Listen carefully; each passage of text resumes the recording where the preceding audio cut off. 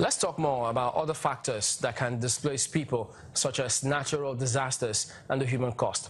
In Sierra Leone, a deadly mudslide precipitated by heavy rainfall left 400 people dead, 600 missing, and many more displaced.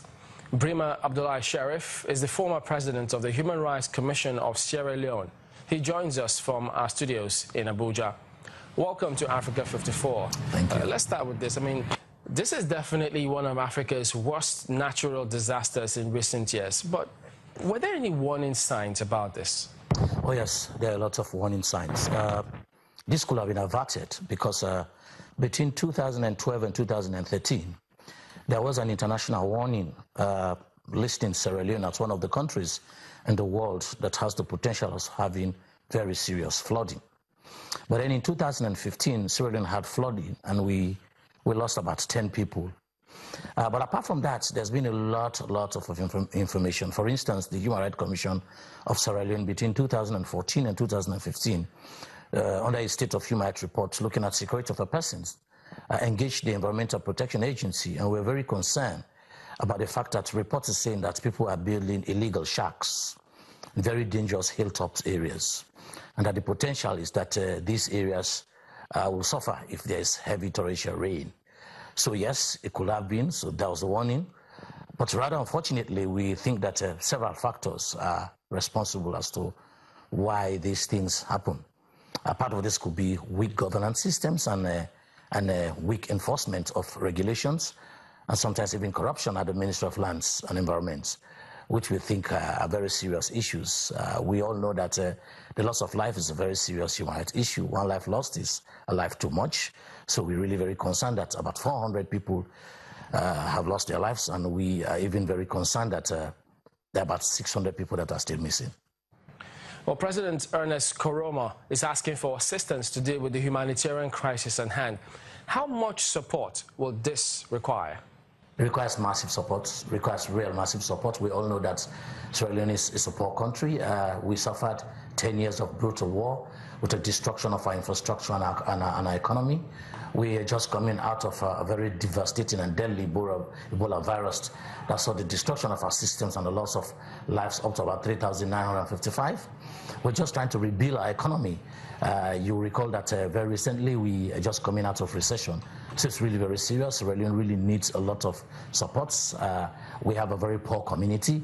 We have a very poor people. So it's really very difficult. So at this time, we really need the international community, whether from the regional bloc, from the international bloc, or from individuals and philanthropists, to really come to the aid of Sierra Leone. The fear now is that we may have the outbreak of other waterborne diseases like diarrhea and maybe even typhoid or even malaria. So it's really very serious. If we really need to save that nation now, then it needs massive international support, and very urgent.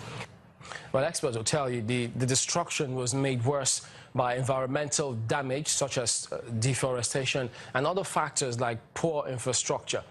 How much do you agree with this, and what's the level of awareness in the region? I totally agree that deforestation has been one of the key challenges. You know, there's a general statement that African countries really do not pay much attention to environmental protection, and Sierra Leone is not an exception. Yes, there's been a lot of environmental destruction, fetching of woods, building of houses, farming processes, and you know, the population of Freetown is not increasing. From the time Freetown started with a population of about 200,000, it now has a population of over 1.7 million people, so it's really a very crowded city. And also the desperate move by people to have shelter over their heads with laws that do not protect them in terms of then with their landlords and everything. It's seen a lot of people building shacks just to ensure that they have roof over them. Awareness raising, I think, really needs to be something that should come up. But I think enforcement of laws and very good governance practices using right-based approaches must be the principle for engagements now.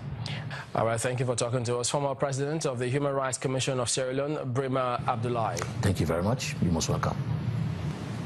I'm Esther Gidui. You are in Washington for Africa 54. Our planet has many waste problems. Every year, millions of tons of raw sewage goes untreated.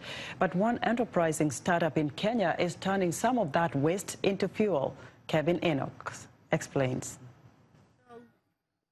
This is a tiny bit of the millions of tons of raw sewage the United Nations says goes untreated every year.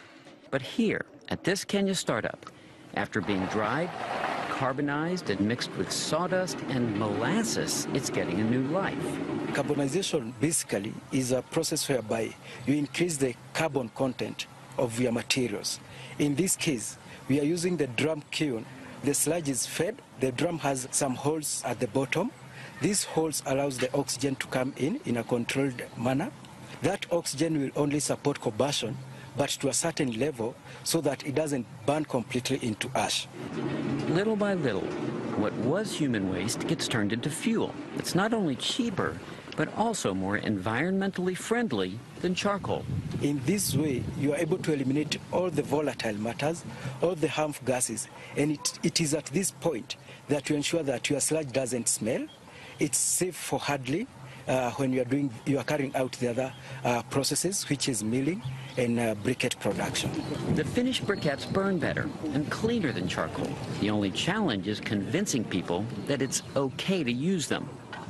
That's not an easy sell, but the low-tech company has some lofty goals, and they're making progress and ramping up production.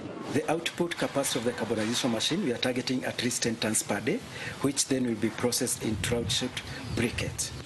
A kilo of briquettes sells for about 50 cents, cheaper than charcoal. The project is getting a ton of international support, and let's be honest, there's no shortage of raw material. Kevin Enix, VOA News. We want to know what you think about Africa 54 and the stories we cover. Join the conversation on Facebook. The address is Africa54, and check out our headlines 24/7 on voaafrica.com. Coming up, a mobile clinic known as the Train of Hope offers affordable health care in South Africa. That story after the break.